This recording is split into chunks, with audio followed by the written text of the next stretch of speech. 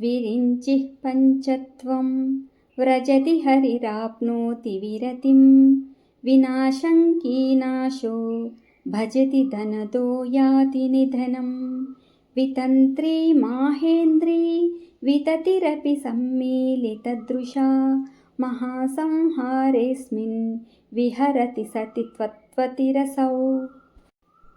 जपो जल्पशिल्पं सकलमपि मुद्रा विरचना गतिः प्रादक्षिण्या क्रमणमशनाद्याहुतिविधिः प्रणामः संवेशः सुखमखिलमात्मार्पणदृशा सपर्यापर्याया तव भवतु यन्मे विलसितम् सुतामप्यास्वाद्य प्रतिभयजरा मृत्युहरिणीं विपद्यन्ते विश्वे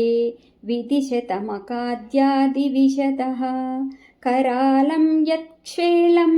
कबलितवतः कालकलना न शम्भोस्तन्मूलं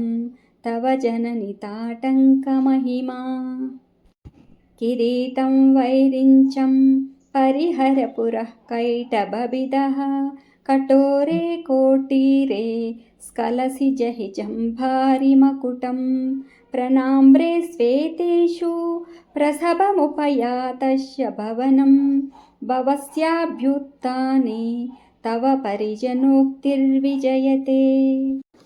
स्वदेहोद्भूताभिर्गृणिभिरनिमाध्याभिरभितो निषेव्ये नित्ये त्वामहमिति सदा भावयति यः किमाश्चर्यं तस्य त्रिनयनसंवृद्धिं तृणयतः महासंवर्ताग्निर्विरचयति नीराजनविधिम्।